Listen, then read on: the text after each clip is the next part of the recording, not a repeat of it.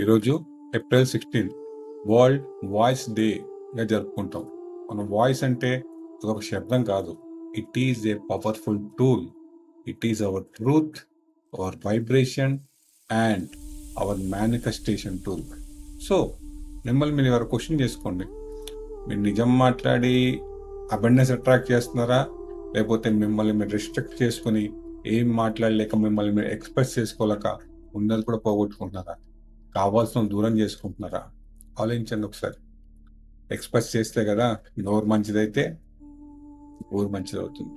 So మీ వాయిస్ని చాలా తెలివిగా వాడండి, మంచిగా వాడండి. సో మన affirmation today: I speak abundance in to my life. My words attract money and success.